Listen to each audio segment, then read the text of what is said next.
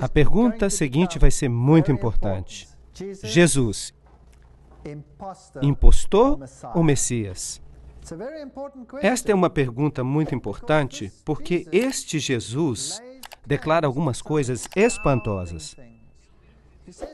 Ele diz, por exemplo, eu sou o caminho, a verdade e a vida. Quantos vêm ao Pai?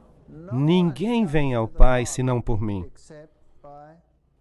Isto é o que ele diz. E hoje, este Jesus está sendo marginalizado. E os críticos, sobretudo o que se chama de novo movimento da reforma, estão esmiuçando a Bíblia. Estão arrancando o coração do lado messiânico da Bíblia. Jesus, se nós quisermos ter uma unidade mundial de religiões, deve se tornar no mesmo nível que os demais. Não é isso?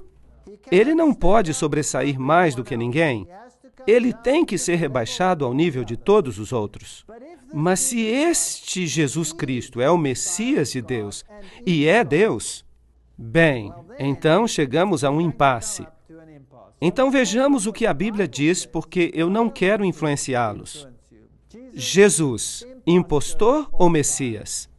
Jesus diz em João, capítulo 6, versículo 38, porque eu desci do céu. Ora, isto não é algo que todos podem dizer, não é certo? É incomum, eu não poderia dizer isso. Assim, ou é presunção ou é verdade.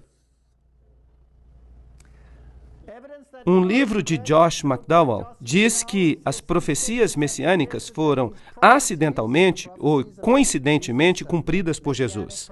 Segundo as probabilidades científicas, as chances de qualquer ser humano, até o presente, cumprir uma seleção de pelo menos 8 dessas profecias, incluindo a crucifixão, é apenas de 10 elevado à potência 17. E só estamos considerando apenas 8 profecias. E se considerássemos 48 profecias? A hipótese seria então praticamente zero. 10 elevado à potência de 157. E se você se lembrar que o número de partículas existentes no universo é de apenas 10 elevado à potência 18, bem, então esse é o número de partículas existentes no universo. Bilhões e bilhões de partículas. Uau! E se considerarmos todas as 61 profecias? Porque existem ainda mais profecias e cada uma delas é cumprida por Jesus Cristo. Números 24:17 diz, uma estrela procederá de Jacó. Ele, Jesus, seria precedido por um mensageiro. Apenas vou mencionar algumas profecias, eu não quero focar todas elas, quero falar para vocês de uma profecia específica esta noite. Então vamos brevemente repassar algumas dessas profecias antigas. Vós que clama no deserto, preparai o caminho do Senhor e endireitai a vereda do nosso Deus no deserto. Portanto, a Bíblia diz que Jesus seria precedido por um mensageiro, e naqueles dias apareceu João Batista pregando no deserto, dizendo, arrependei-vos porque é chegado o reino dos céus. Assim, ele estava pregando a mesma mensagem predita pelo profeta. João 8:36. Depois que o Filho vos libertar, sereis verdadeiramente livres. Esta é uma profecia muito importante. Portanto, de acordo com esta declaração, a liberdade vem através de Jesus Cristo e mais ninguém. Porque ele diz que ninguém vem ao Pai senão por mim. Os judeus responderam, somos descendência de Abraão e nunca servimos a ninguém. Como dizes tu, sereis livres? Ele estava falando da liberdade, não da escravidão, mas da liberdade do pecado. O meu reino não é deste mundo, João 18:36. Estas declarações são muito fortes. O nascimento miraculoso, eis que a Virgem conceberá e lhe dará o nome de Emanuel, Deus conosco. Não é qualquer pessoa, mas Deus conosco. Então, algumas pessoas podem dizer, ele não foi chamado Emanuel, ele foi chamado de Jesus. Vejam, os nomes antigos se referiam a algo. Eles tinham um significado. Não eram apenas nomes quaisquer. Portanto, Emanuel significa Deus conosco. E Yeshua, que é transliterado para o grego como Jesus, significa Jeová Salvador, Deus o Salvador. E Jesus afirmou ser Deus, portanto, ele não pode ser comparado com ninguém, em nenhum sistema religioso. Isto é, Isaías 7,14. O anjo disse, em teu ventre conceberás e darás à luz um filho, e por-lhe-ás o nome Jesus, o que é exatamente a mesma coisa que Emanuel, Jeová o Salvador. O nome está aqui. Em outras palavras, Deus conosco. Lucas 1, 28 a 31. Em seguida, o Antigo Testamento se refere a Belém. Belém, de ti sairá o que há de governar Israel. Miqueias 5, 2. E esta Belém, em particular, Belém Efrata, que significa o pão da vida desceria dos céus em Belém. Claro, sabemos que isso se cumpriu. Jesus nasceu em Belém da Judéia no tempo de Herodes, e ele recebeu o nome de Yehoshua, Jeová o Salvador. Jesus disse, porque o Senhor me ungiu para pregar as boas novas aos mansos. Esta é uma profecia do Antigo Testamento também, a restaurar os contritos de coração e a proclamar a liberdade aos cativos, a abertura de prisão aos presos e a apregoar o ano aceitável do Senhor, o dia da vingança do nosso Deus, e a consolar todos os tristes. Isaías 61, 1 e 2. Lucas 4, 18 e 19 nos diz que isso é exatamente o que Jesus declarou acerca de si mesmo. Fica claro que o Messias faria milagres, e os olhos dos cegos seriam abertos, e os ouvidos dos surdos seriam também abertos. Então, o homem coxo saltará como um servo, e o mudo cantará. E no Novo Testamento, Mateus nos diz, Lucas nos diz, que Jesus curava todos os tipos de doenças, ordenando que aos tristes de Sião se dê óleo em vez de cinzas, gozo em vez de tristeza, vestes de louvor em vez de espírito angustiado. Nos Salmos, lemos que o Messias falaria em parábolas. Em parábolas abrirei a minha boca. Tudo isso disse Jesus com suas palavras. Mateus nos diz isso. A Bíblia prediz a entrada triunfal. Isso está em Zacarias 9:9. Eis que o teu rei virá a ti, justo e salvo, pobre e montado em um jumento. Todas essas coisas são predições do Antigo Testamento. Até o meu amigo íntimo, em quem eu tanto confiava, levantou contra mim o seu calcanhar. Isso se cumpriu e lemos em Mateus que Judas Iscariotes fez precisamente isso. E que tal este texto de Zacarias? E pesaram o meu salário 30 moedas de prata. Até o preço que foi pago por essa traição estava definido no Antigo Testamento. Tomei então as 30 moedas de prata e as deitei no tesouro de Jeová. E foi exatamente o que fizeram. Compraram o campo do oleiro com o dinheiro da traição. E ele havia dito, se me derem esse dinheiro, eu o entregarei. E ele então levou ao templo as moedas de prata e se retirou. E que fizeram eles? Compraram o campo do oleiro. E há um pequeno detalhe. Ofereci as minhas costas aos que me feriam e a minha face aos que me arrancavam os cabelos. Isso foi precisamente o que Jesus passou. Inacreditável. Não escondi a minha face dos que me afrontavam e dos que me cuspiam. Ele passou pelos tribunais 7 vezes. 7 vezes, e foi golpeado no rosto, diante de Caifás, depois Anás, diante do tribunal à noite, logo depois, diante dos oficiais romanos.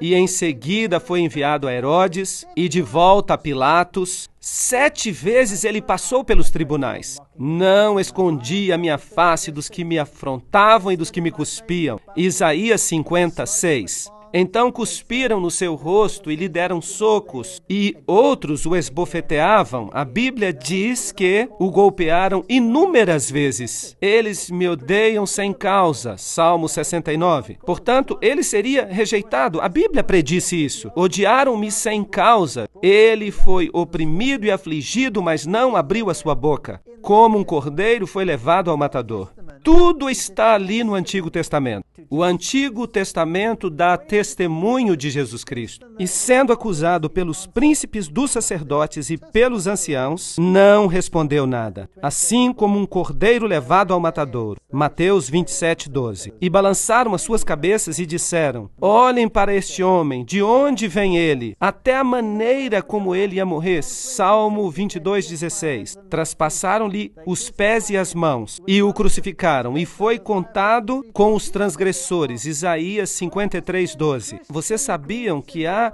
cristãos, grupos de cristãos no mundo que negam essa profecia totalmente? Até negam que as profecias mencionadas aqui pertencem a Cristo, quando o próprio Novo Testamento refere essas profecias a Jesus.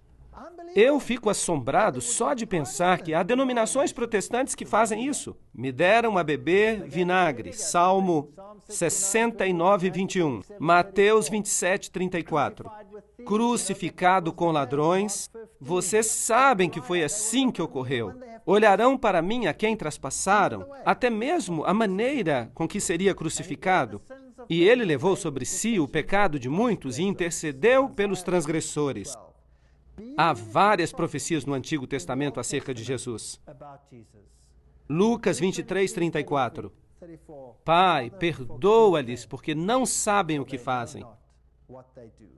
Cada pequeno aspecto acerca do Messias foi predito e é cumprido por Jesus Cristo. Repartem entre si as minhas vestes e lançam sortes sobre as minhas roupas. Antigo Testamento, Salmo 22:18. E poderíamos continuar seguindo aí por diante? Vocês sabiam que dividiram entre si as suas vestes, mas lançaram sortes sobre a peça branca. Por quê? Porque era inconsútil, de um só pedaço. E há uma tipologia nisso. A justiça de Cristo é inteira, perfeita. Ela é tão perfeita que não pode ser dividida. Por isso, lançaram sortes sobre a veste. Há uma linda tipologia aqui em João capítulo 19. As pessoas me perguntam, por que ele disse, Deus meu, por que me desamparaste? Porque isso foi predito em Salmo 22:1. Ele morreu a morte da superação total. Por você e por mim. Trespassaram-me as mãos e os pés. Até este detalhe encontramos predito. Salmo 31:5. As últimas palavras que ele diria: nas tuas mãos entrego o meu espírito. Pai, nas tuas mãos entrego o meu espírito. Tudo está ali no Antigo Testamento. Ele lhe guarda todos os seus ossos. Nem sequer um deles se quebra. Isso já é uma tipologia com o cordeiro da Páscoa. Ele tinha que ser comido, mas nenhum osso lhe era quebrado. Por quê? Porque os ossos do Messias não seriam quebrados. Era o dia da preparação e os judeus estavam com medo que ele descesse da cruz e escapasse. E não queriam ter que persegui-lo no dia de sábado, porque eles tinham muitas regras a respeito disso escritas no Talmud. Assim deram ordem para que quebrassem as suas pernas. É isso que o Novo Testamento diz, mas vindo a Jesus, perceberam que já estava morto e então não lhe quebraram as pernas, cumprindo a profecia, João 19:32 e 33. E eles perfuraram o seu lado.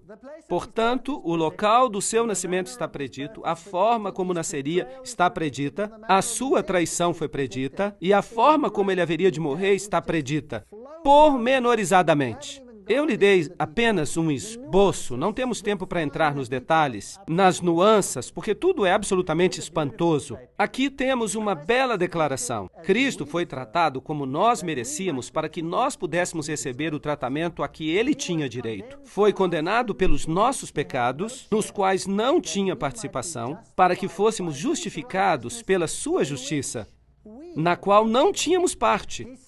Sofreu a morte que nos cabia, para que recebêssemos a vida que a ele pertencia. Pelas suas pisaduras fomos sarados. Uma linda declaração. Porque Deus amou o mundo de tal maneira que deu o seu Filho unigênito para que todo aquele que nele crê não pereça, mas tenha a vida eterna. Isaías 53 novamente diz: a sua sepultura seria com os ímpios. Muito interessante. E esteve com o rico na sua morte. Ele morreu entre os ímpios, mas um homem rico lhe deu a sua sepultura. Mateus 27, 57 até 60. Confiram essas declarações. A forma da sua morte, a forma como foi sepultado, tudo está lá no Antigo Testamento. Alguns críticos dizem: esperem um momento. Quem sabe ele não foi apenas um personagem histórico e os escritores do Novo Testamento tenham escrito isso simplesmente para fazer crer que ele cumpriu as profecias. Agora, eu espero que vocês percebam que os escribas e os fariseus, eles nunca entenderam as profecias. Porque se eles tivessem entendido as profecias, eles teriam aceitado o Messias, certo? Então temos aqui a teoria de que esses fatos foram alterados. Dizem que os indivíduos envolvidos, como Pilatos, não foram figuras históricas. Pois bem, eu tenho uma notícia para esses críticos. Há uma inscrição que foi encontrada e ela está em exibição em um dos museus de Israel com os nomes de Tibério e Pôncio Pilatos. Esses nomes estão lá, porque são personagens históricos. Vamos passar uma vista de olhos em alguns historiadores. Tácito, o historiador romano que viveu no ano 115 depois de Cristo, fala acerca da perseguição de Nero aos cristãos no ano 46 depois de Cristo e diz: Cristos, de quem o seu nome é derivado, foi executado pelas mãos de Pôncio Pilatos no reino de Tibério. Portanto, temos uma fonte extra-bíblica que fala acerca dessas coisas, como elas aconteceram. Também temos Suetônio, um historiador romano que escreve em 120 depois de Cristo e diz: como os judeus estavam constantemente fazendo distúrbios, lembrem-se que os cristãos eram considerados uma seita judaica e por isso estavam sendo chamados de judeus. Essas perturbações eram então inspiradas por Crestus e o imperador Cláudio os expulsou de Roma. O Talmud, que é a tradição judaica, diz que na véspera da Páscoa judaica eles crucificaram a Jesus de Nazaré. Portanto, há várias fontes fora da Bíblia e das Escrituras que confirmam que Jesus viveu. Jesus era sempre central, porque o Messias era o centro da religião de Israel. Se você olhar para o santuário que tinha que ser construído, cada objeto, cada parte do serviço que ocorria ali no santuário era uma referência a Cristo.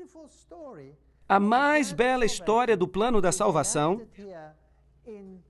é representada aqui no sacrifício do Cordeiro, o qual representava o Cordeiro que tiraria o pecado do mundo. Se você entrar no santuário, você verá uma pia que representa as consequências de suas ações, onde se lavavam os pecados e os confessavam. Jesus Cristo é a luz do mundo, Jesus Cristo é o pão da vida, Jesus Cristo intercessor, Jesus Cristo misericordioso. Tudo está lá e é uma bela história, mas não temos tempo para entrar em todos os detalhes, mesmo na tipologia do sumo sacerdote, porque o sumo sacerdote representava Cristo. E era um símbolo, porque Paulo diz: nós temos um sumo sacerdote. Jesus Cristo, o único que entrou na majestade do céu.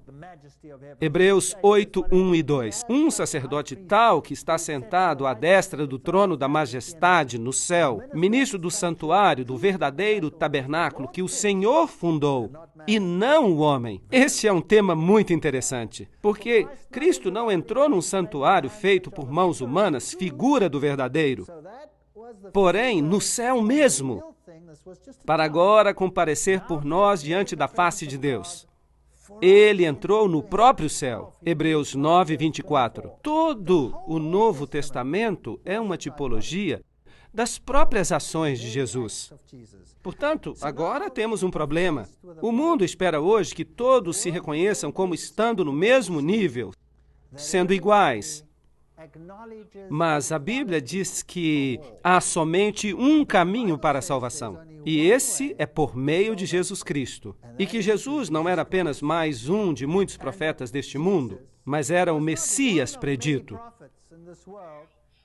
Deus, aquele que viria do céu, para pagar o preço do pecado para a sua e para a minha salvação. E temos que ter uma opinião definida sobre esse assunto. Há uma profecia fantástica em Daniel que coloca este assunto para além de qualquer sombra de dúvida. Tanto assim que ela se tornou um pesadelo para aqueles que querem rejeitar a Jesus como Messias. Em Daniel, capítulo 8, temos também um trajeto ao longo da história, como fizemos no capítulo 2 de Daniel, no qual estudamos a cabeça e os braços de prata, e o bronze e o ferro. Mas aqui toda a história se repete, representada por animais. E você tem aqui um carneiro específico com 2 chifres, um maior do que o outro, e a Bíblia nos diz quem é. Não temos que adivinhar. E é uma referência aos medos e persas. E depois de falar desses 2 chifres, nos diz que um bode apareceu com um chifre notável entre os olhos. E, novamente, não temos que adivinhar.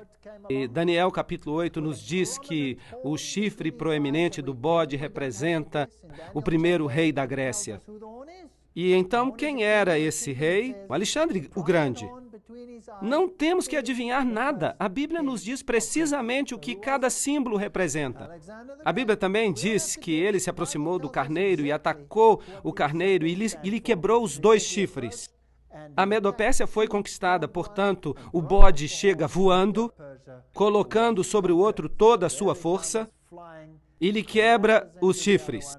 E Daniel 8:8 diz que o bode se engrandeceu sobremaneira, mas estando no apogeu do seu poder, aquele chifre lhe foi quebrado. Portanto, Alexandre o Grande também chegaria a seu fim. E no seu lugar, 4 notáveis chifres cresceriam para os ventos do céu.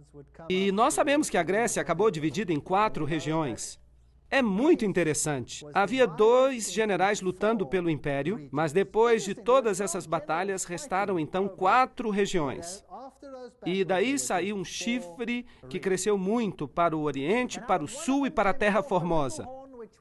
E ele se engrandeceu a ponto de enfrentar o exército do céu. E ele lançou por terra alguns do exército de Deus, algumas estrelas, e os pisou. E ele se engrandeceu contra o grande príncipe do exército. E por isso foi tirado o sacrifício contínuo.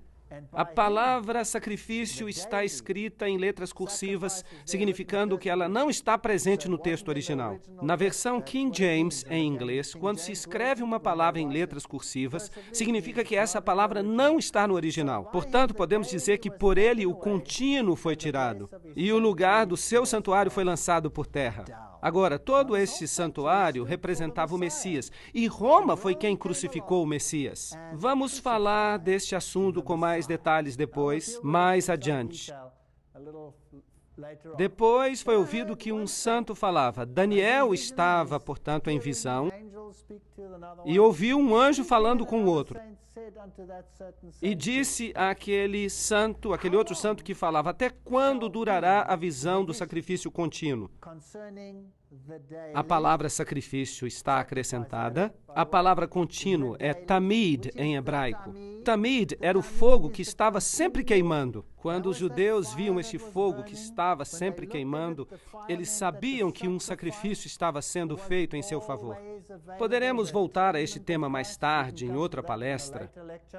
E da transgressão assoladora para que sejam entregues o santuário e o exército, a fim de serem pisados. E ele disse, e agora nós temos um tempo profético, até 2.300 tardes e manhãs, e o santuário será purificado. Daniel 8, 13 e 14. Temos um tempo profético. Agora, não vamos lidar com esta profecia hoje. Estes 2.300 dias proféticos nós vamos explicar em uma outra palestra, em detalhe. Por isso eu não quero falar sobre isso agora em detalhes, mas precisamos ver que Daniel está se referindo aqui a um tempo profético definido. E eu quero ver apenas uma parte desse tempo profético, Daniel 8, 23 a 26. No fim do seu reinado, quando acabarem os prevaricadores, se levantará um rei feroz de semblante e será entendido em questões obscuras e se levantará contra o príncipe dos príncipes, mas sem mãos será quebrado. Ali, novamente, temos uma frase, sem mão. É incrível a profecia. Nós vamos explicar essa frase mais à frente e nós veremos quem vai estar no comando quando Jesus voltar. A visão da tarde e manhã é verdadeira. Tu, porém, sela a visão, porque se refere a dias muito distantes. Isto é, se refere ao futuro. E ele disse, até 2.300 tardes e manhãs e o santuário será purificado. Aqui está uma visão que foi dada a Daniel e ele não a entende. Ele não entende nada, mas dizem a ele, não se preocupe, você não precisa entender isso agora, isso será revelado num futuro distante. E nós também não vamos tratar deste assunto nesta conferência, vamos tratar sobre isso mais tarde em outra palestra. E ele então está pensando sobre esta visão, ele não entende, ele está ali em pé, Daniel 8:17, e ele veio até onde eu estava, e vendo, eu me amedrontei e caí com o rosto em terra. Daniel está em visão, e ele tem uma perspectiva desse ser celestial, e ele cai sobre o próprio rosto. Entende, filho do homem, porque esta visão será para o tempo do fim. Portanto, a visão diz respeito ao futuro, diz respeito ao tempo do fim. E há vários aspectos que preocupam a Daniel. E em seguida, em Daniel capítulo 9, do versículo 20 em diante, temos a explicação para uma parte da visão.